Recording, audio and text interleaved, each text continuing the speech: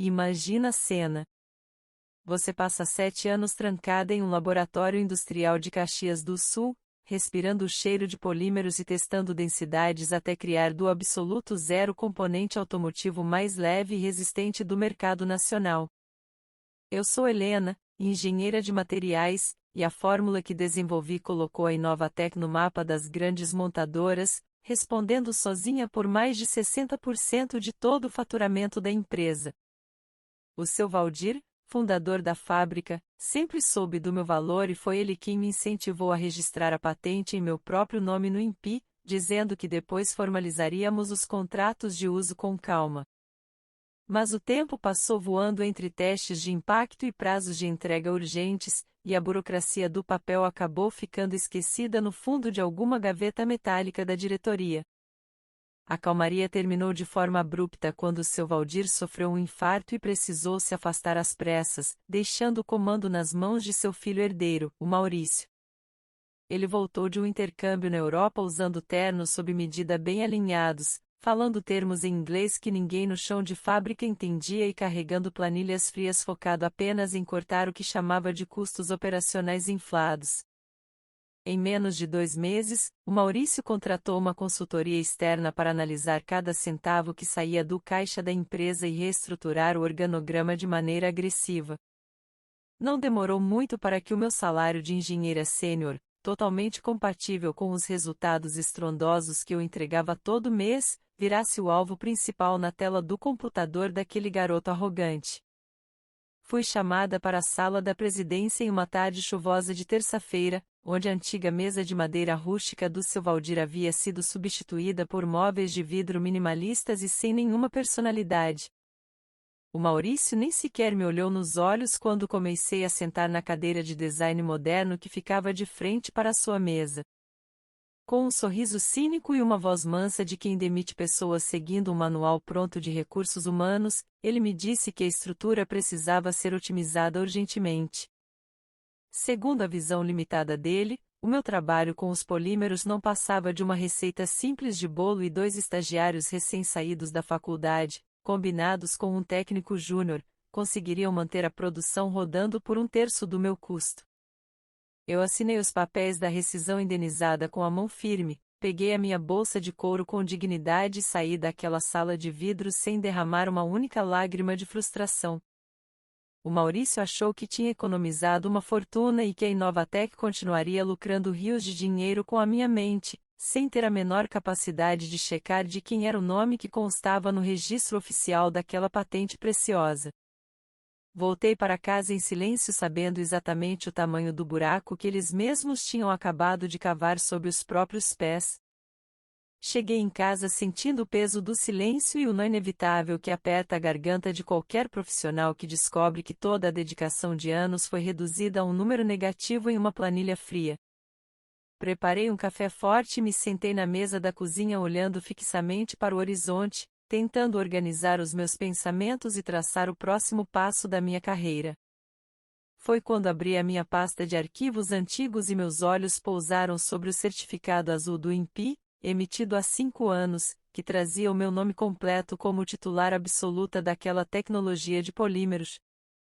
Liguei imediatamente para o Dr. Renato, um advogado experiente em propriedade intelectual e amigo de longa data, que me atendeu com a atenção e a presteza de quem sabe ler a gravidade de uma situação no tom de voz.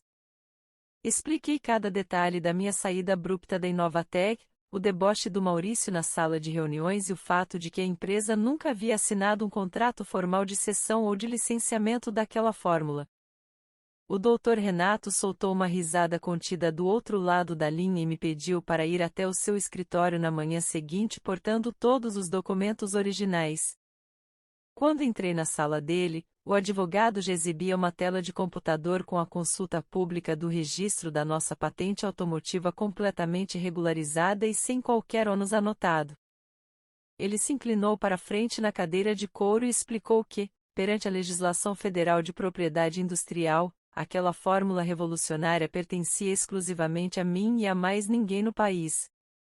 A Inovatec vinha utilizando o meu cérebro de forma gratuita por anos com base apenas em um acordo verbal que, juridicamente, deixou de existir no exato segundo em que fui demitida. O Dr. Renato fez os cálculos de cabeça e me mostrou que o impacto financeiro daquela negligência administrativa do herdeiro seria simplesmente devastador para o caixa da fábrica de Caxias do Sul. Usando uma taxa de mercado conservadora sobre as vendas do componente dos últimos 5 anos, o valor acumulado de royalties devidos passava facilmente da casa dos 4 milhões de reais. Com o meu consentimento imediato e um sorriso determinado no rosto, ele redigiu uma notificação extrajudicial com efeito imediato de paralisação, exigindo a interrupção total do uso da tecnologia sob pena de crime. O documento oficial foi registrado em cartório e entregue por um oficial de justiça diretamente na recepção espelhada da Inovatec em uma manhã ensolarada de quinta-feira, poucas semanas após a minha saída. O prazo legal para uma resposta era curto e a ordem era clara. Ou eles aceitavam pagar pelo uso retroativo ou a linha de montagem principal teria que ser desligada imediatamente. Eu passei o resto do dia respirando aliviada, sabendo que a justiça tarda, mas não falha quando a arrogância de um herdeiro mimado decide subestimar o valor de uma mulher. O impacto da entrega daquela notificação no coração da Inovatec foi equivalente a uma explosão controlada, cujos estilhaços atingiram diretamente o orgulho cego do herdeiro que se achava intocável.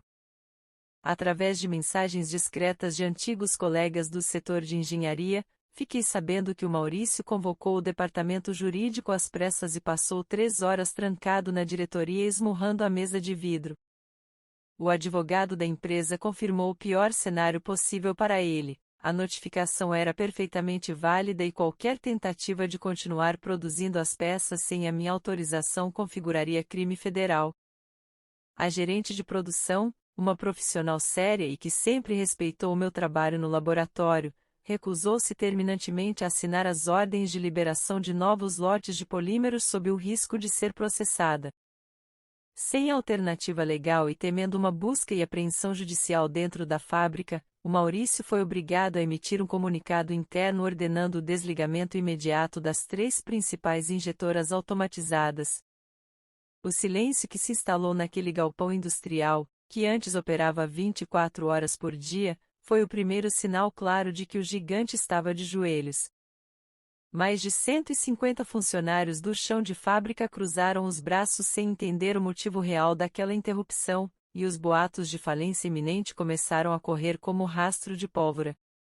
Em menos de uma semana, a notícia de que Helena era a verdadeira dona da fórmula e que o herdeiro havia demitido a mente que sustentava a empresa estava na boca de todo o polo metal mecânico.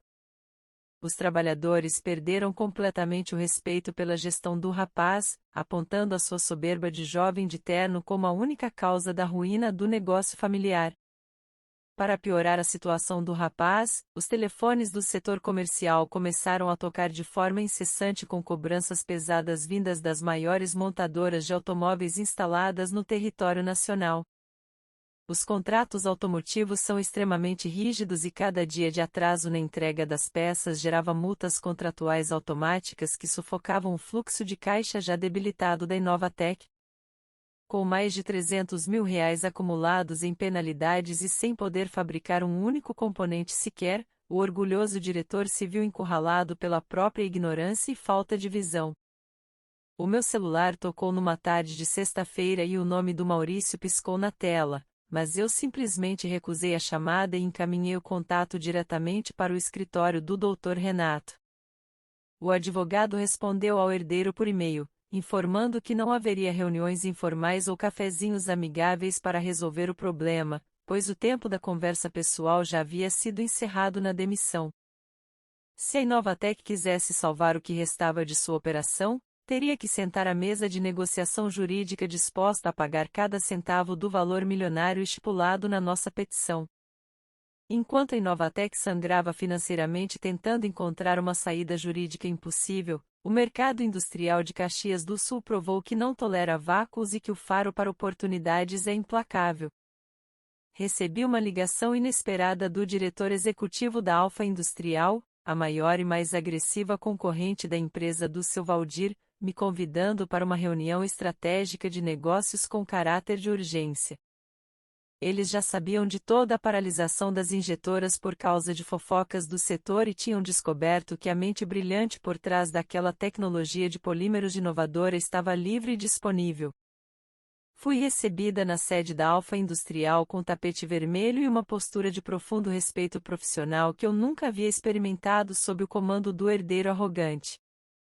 O presidente da companhia foi direto ao ponto e me ofereceu um contrato de licenciamento com exclusividade nacional para os meus 3 componentes automotivos patenteados de alta performance. A proposta deles cobria qualquer expectativa que eu pudesse ter, oferecendo um valor mensal de royalties que superava em quase 10 vezes o salário sênior que o Maurício considerava caro demais na sua planilha de custos fria.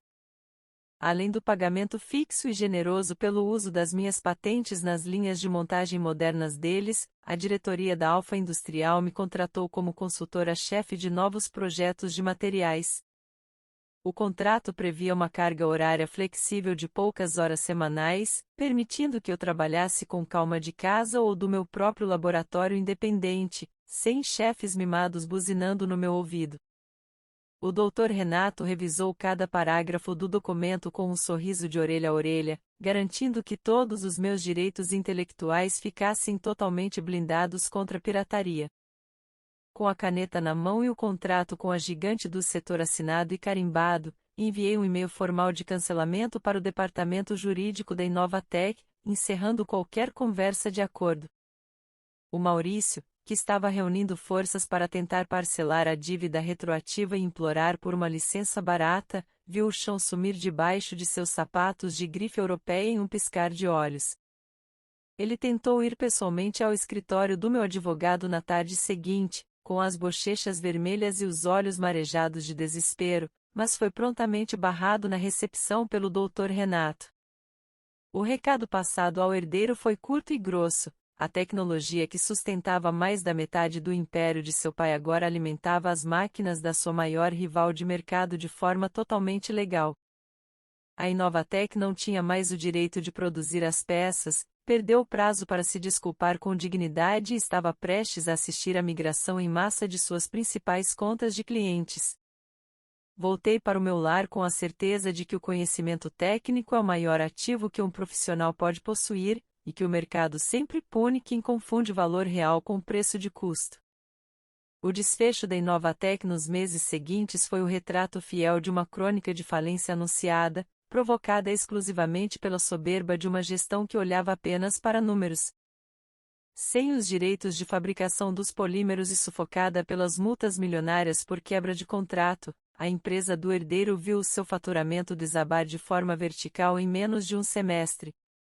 As grandes montadoras de veículos cancelaram suas contas de maneira definitiva e migraram em massa para as linhas de montagem modernas da Alfa Industrial, que já entregava os componentes com a mesma excelência.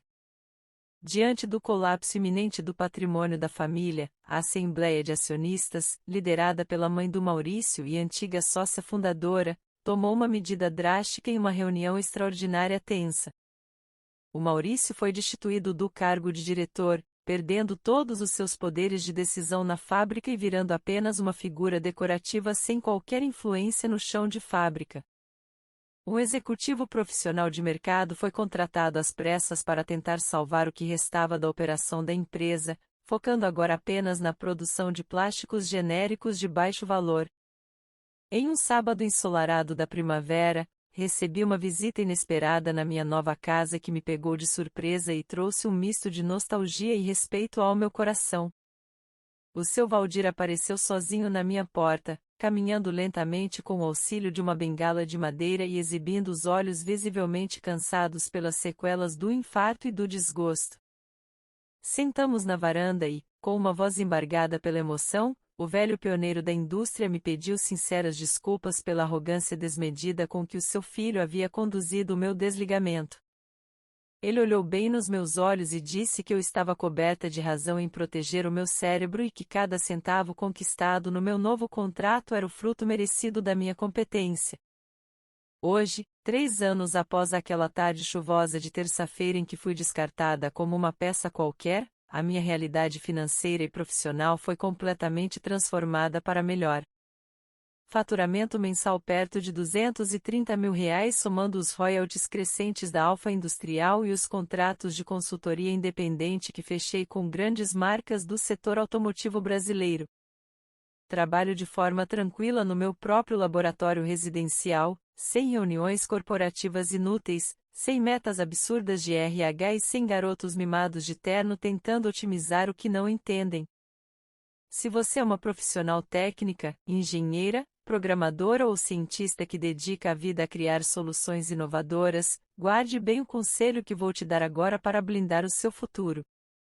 Nunca confie em promessas verbais ou em palavras mansas de patrão. Documente cada projeto, registre suas marcas e coloque o seu nome completo na titularidade de cada patente nacional.